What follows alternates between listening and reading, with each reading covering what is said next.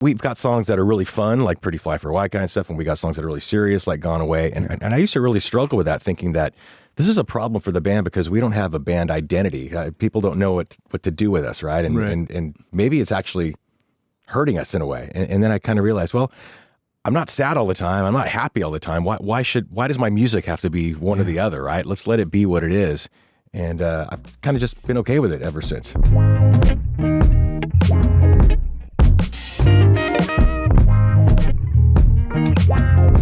Hi, it's good to see you guys again. How are you? Great. Thanks. Great. Yeah, it's good to be here. Nice to see you. Just give us the heads up on Supercharged, because it feels like the output's starting to pick up speed. Now, there was a moment where we weren't getting records, and all of a sudden, it's getting there. There's a different speed. Yeah. I know. There was a point where we didn't put out a record for 9 years, and I'll tell you what happened. I'll tell you exactly what happened. Here's the problem is I decided to go back to school. Right. And I was finishing my degree, and it just everything up, right? A lot of good that did, get my degree, you know. But we're really proud of him. He's got his PhD in molecular biology now. Did it feel like there was an incomplete part of your life? For sure. Yeah? Yeah, for sure. I was probably, I would say 3/4 of the way there when the band took off, and it took off in 94. And I'd say at least, yeah. You thought you were about a year away. I thought I was, yeah. And we could kind of balance both at the time, but at this point with the band, it's like, and I asked our manager, said, can I just put this off for a year? Because our first single was exploding. Yeah. He goes, don't, dude. It'll be gone if you wait. So I had to put just basically quit school, but I took a leave of absence. And luckily I was able to go back, many years later. But it always kind of bothered me that I hadn't finished it. Right. And so that when it got finished, all of a sudden you would have had all this time to live life and experience things and decide you want to tell other stories and write songs. Is that what happened? You just had to get the rhythm back? That's exactly that. And then COVID hit. So I was so close.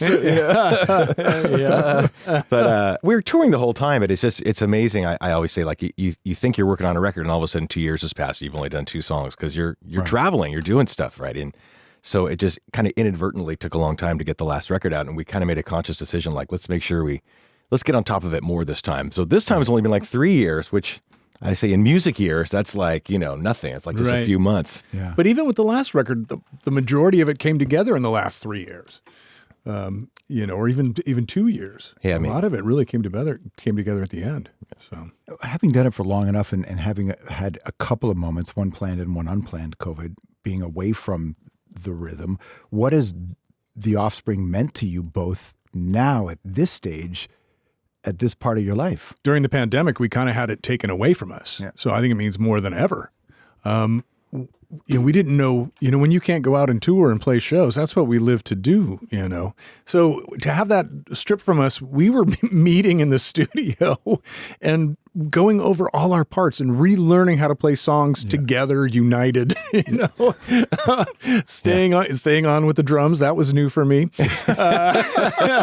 Why start now? Yeah. No. But like Jonah, and Todd moved from guitar onto bass. Yeah. And so we were working on, making sure we're locked in with him, me and Jonah. Jonah plays guitar on most songs. He's our fifth guy. Yeah. And we just were bored and we wanted to play music so bad. We studied. We went into the studio and studied. Deconstructed the band and the songs and started from scratch, like doing drills. Like it was, we were that bored, but it ended up really paying off, right? And all of a sudden, also we had something to do. We got together and we got to play music together, which was great. Did it change the way you felt about the band intellectually or emotionally, getting to reconnect in that way? As we get older, we become more aware of how we feel, right? We can't bury it the way we used to. So what was it like? I can still bury it, Strombo. I can. Up there with the best of them. Yeah. Having it taken away was the main thing. Yeah. And then you realize, oh, God, we've been so blessed. Yeah. I've always felt blessed to be able to be in this band and do what we do. But when having it taken away, it just made that tenfold, those feelings. How did it change the way you approach the records? It was kind of like, it was weird starting from nothing again. And all of a sudden, wow, I was kind of like more proud of us. Like, this actually sounds good. Yeah. I felt like we were a band that could always, we could figure out how to record records, but being good live was tougher for us, I think. And we just never thought of it this way. So it's almost like we started having this momentum of like, we actually sound pretty good now. And then we're getting better reviews from the shows. And then that kind of really made the whole thing snowball, right? So it was really great. I think it was really almost like a new start for us. When you first started, I don't know if it was what your thoughts were internally, but nobody expected the band to be what they were. Us included. Yeah, you're a punk rock band, so its energy is what we're going to see. Right, exactly. All of a sudden, you're the highest-selling independent record of all time, and now the band's a business. Back then, we did focus more on energy than perfect playing. I mean, the songs are great. Dexter's voice is great. As far as players go, we've always been kind of punks, you know? Right. And I think the pandemic kind of helped us up our game a little bit. I mean, we've always steadily upped our game throughout our career, but really the pandemic really kind of brought it together. I'm a better guitar player now than I ever have been. So seeing that Some Simple Plan tour you guys did last summer, was the shows just felt really different and really special. And I think maybe there's this idea that the Offspring, also I think people might forget just how many hits the band has. Thank you. Right? Yeah. And so I wonder when you start to write new records, knowing that the crowds are still there, what your headspace is like when you start to write songs and find out what stories to tell. Yeah. That was another thing about being gone for 9 years between records. We really didn't know what it was going to be like coming back. We had kind of done shows off and on over the years, but it was a weird feeling to not know whether we had an audience anymore, right? So seeing it come back so strongly, and then after Let the Bad Times Roll came out, and the tour we did last summer was the biggest by far we've ever done, and headlining and all that kind of stuff. So it was just really exciting. It's all of a sudden, wow, there's a lot of joy brought back into the band, right? Let's take it and run with it, really see what we can do with it. The Hives were in here not that long ago, and they had taken a long time in between records, and I'd asked Pelle, did you think it? Do you still have it? Did you ever wonder if you had it anymore? And he just said, yeah. And it's usually he's pretty brash and kind of hilarious about it. But he's like, totally. He's like, I didn't know. He said, I didn't know if we could go back and do the thing again. Did you have ever any self-doubts or any of those kind of feelings? Every time. Yeah. I think probably. Yeah, I think so. Always. And that's what kind of drives you to do better. Up your game. You were talking about our tour last year with Simple Plan and Sum 41, two great bands. Whenever you're following two great bands like that, you got to up your game. So playing with friends and colleagues and really good, tight, well-performing bands with great music, you got to be on top of your game.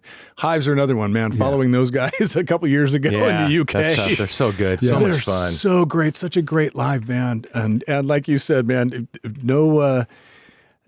they're not humble on stage. No, they're very brash and not arrogant. It's really funny. It comes across really well. But they're so cocksure. Yeah, they were playing with us, and Pelle was singing the song, and he's getting heckled by this guy in the front row. It's going, Pelle.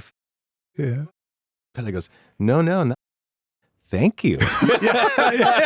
Like, wow, that's great. I got to remember that one. There's a swagger for sure. And I think there's, they have songs, and you, of course, have so many songs that when you get on stage, you can see the audience relating in different ways to it.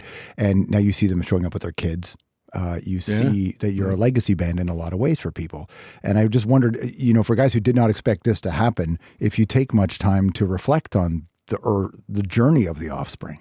It's kind of weird waxing nostalgic, right? We're celebrating 30 years of Smash. And even that, those songs still seem fresh and new to me today. I still remember when we were first going out on tour and playing that. Yeah. In fact, I remember those days more than I remember 2 years ago. And throughout our career, we've always had the front row of any show has always stayed the same age. Mm-hmm. It's always young people up front. Yeah. And that's still true. That holds true till there's all these 14-year-olds in the front, and they weren't there 5 years ago because they were 9 or whatever. Yeah, right? Exactly. They're new. And it's almost like there's a gradient of age as you go further back to all the way to the bar where the parents are and stuff. But when you're talking about people bringing their kids, I call it it's almost like generational, right? And I always thought that was the coolest thing about the bands that I love, like the Rolling Stones and AC/DCs. You see people bringing their kids and stuff. And I thought that was the coolest thing.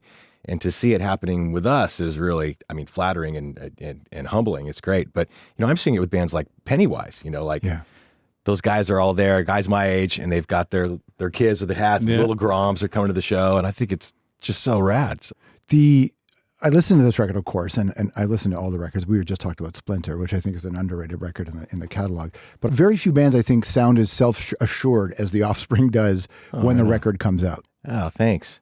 I think it'd be really difficult to say, this is what this record's going to sound like, as if there was some sort of grand design and you could just kind of hone down on exactly what the chorus of that song's going to be. I think you go song by song, and the song, once you start with an idea, it kind of takes you in a way, and you almost feel like you have to follow it to its natural conclusion. Yeah. So a long time ago, for what works for me is to just learn from that, let it be what it's going to be, and put it out there and put it to the side, and wait till you got 5 or 6 to look at, and then you can maybe say this one does not fit with the group, and then it actually does start to feel like a cohesive record. But it's not that way so much by design, but by what's left over when you've had have a few things laid out there. And you got to philosophically be open to not controlling everything. Yeah, I think so. You know, we've got songs that are really fun, like Pretty Fly for a White Guy and stuff, and we got songs that are really serious, like Gone Away. And I used to really struggle with that, thinking that this is a problem for the band because we don't have a band identity. People don't know what to do with us, right? And maybe it's actually hurting us in a way. And then I kind of realized, well, I'm not sad all the time. I'm not happy all the time. Why does my music have to be one or the other, right? Let's let it be what it is. And I've kind of just been okay with it ever since. Yeah. And when did you settle into that? When did you feel like you could do all those things? By Americana, right? I mean, we stopped fighting it by Americana a couple months ago. I think was it the two of you trying to figure it out, trying to figure out what the band is? We always discuss it, but again, the songs. It's like Dexter just said. You follow the song, and then you compile a record out of the songs you've created.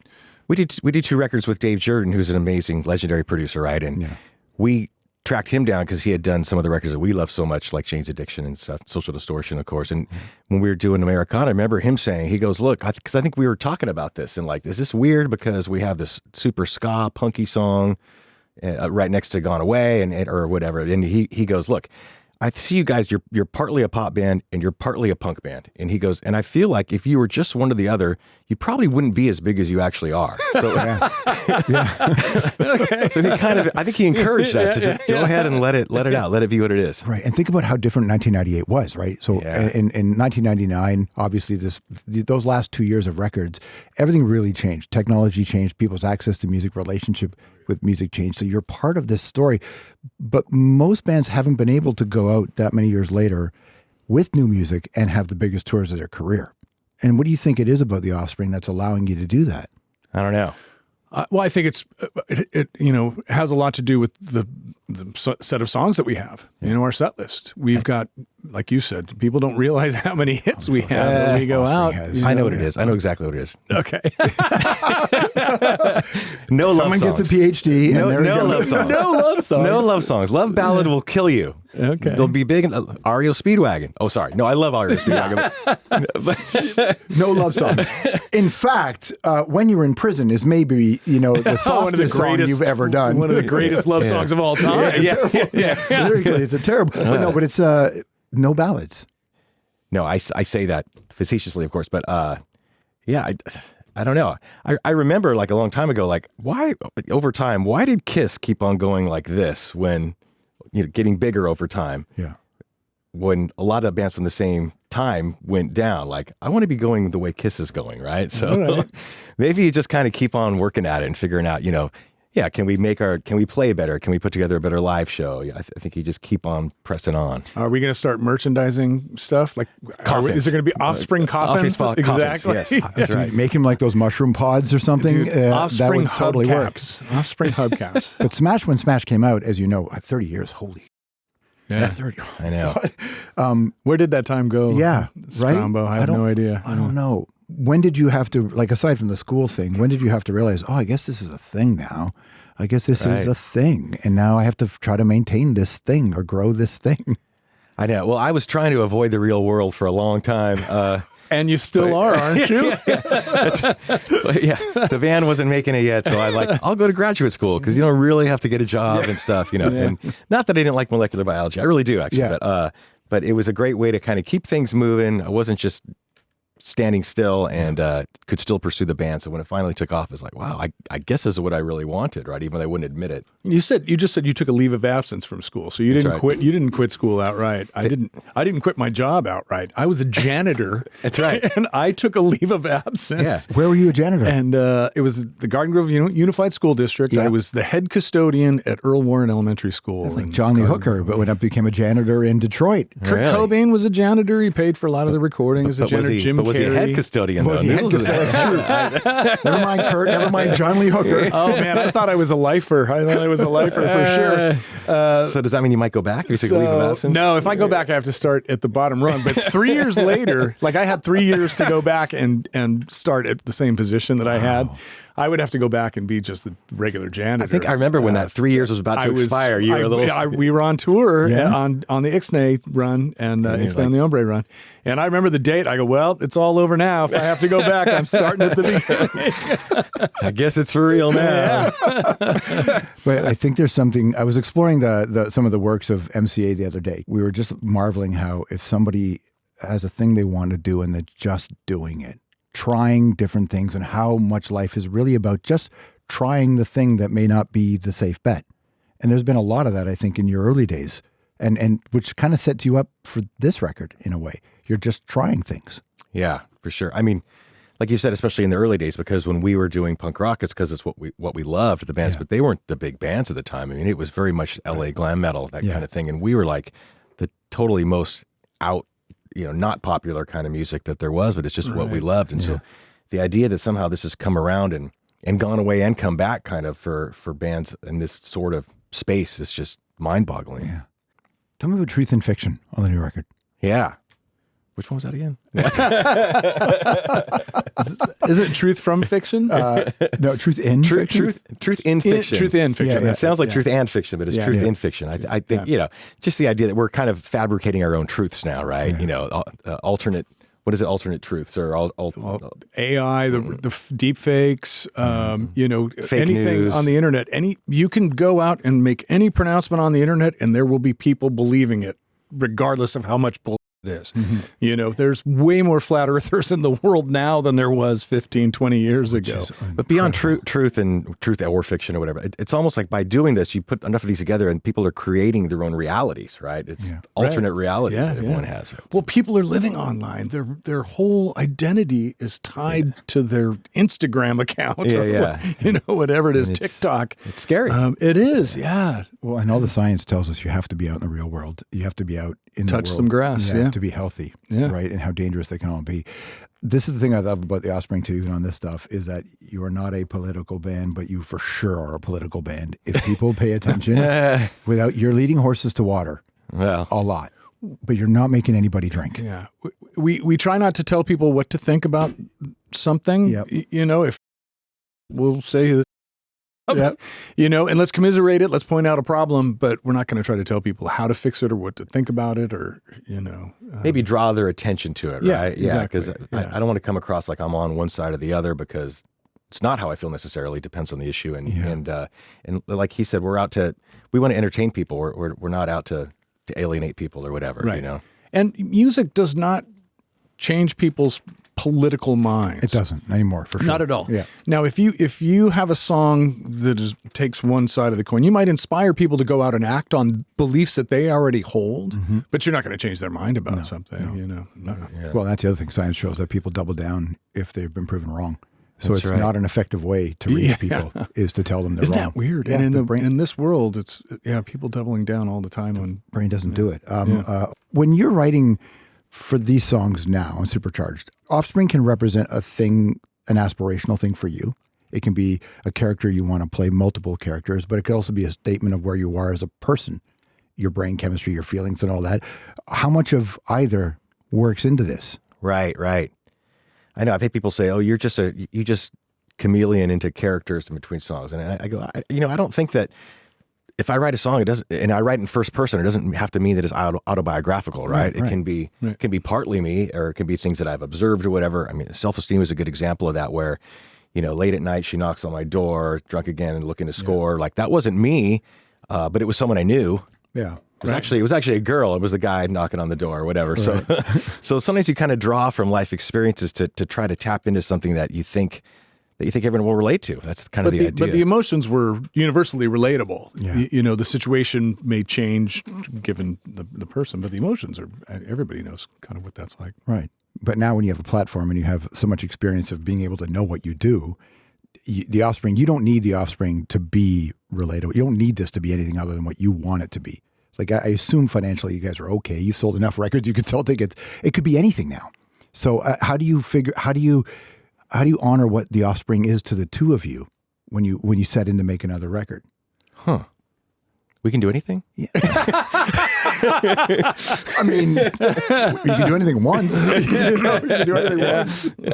I guess we must like this. I don't know. I mean, this is our only band. I don't ever feel the need for a side project. If I want to try something, I'll just try it with this band, and we have. Right, and we've never had any desire to do our Kid A or our Sgt. Pepper's, right? Or just completely change musical sounds. We will do that.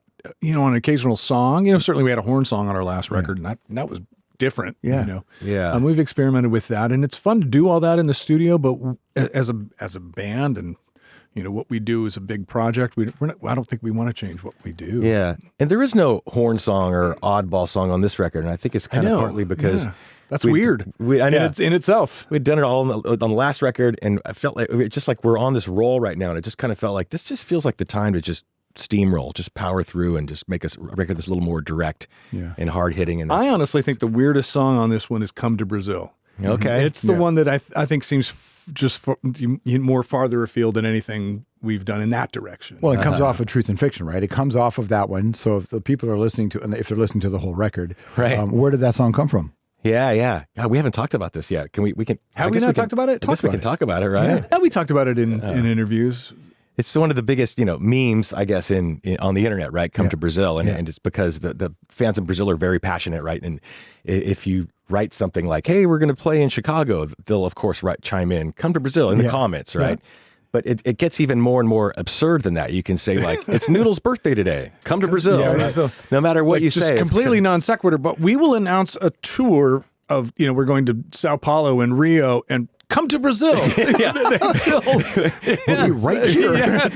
We posted, "We're coming to Brazil." Come to Brazil, right? To Brazil. That's just the comment and you always get. And it just kind of occurred to us like, it's oh my gosh. It's endearing and also kind of just silly. Yeah. It's ridiculous. Yeah. Oh my God, I got to write a song called "Come to Brazil" because I can't believe no one's done a song yet called "Come to Brazil." And so the song's about how we love our fans from Brazil and they're crazy and stuff. But we just wanted to get it out there before the Vandals do it. Yeah. Somebody's totally do that. They would do that. Yeah, totally do that. Somebody's going to do it. So anyway, I don't know. We wrote it as a tribute to our Brazilian fans, and they haven't heard it yet. We don't know yet if it's going to connect. I hope so. We'll see. You know, I'm pretty sure it will. It's super heavy. I think it's more metal than anything we've done before.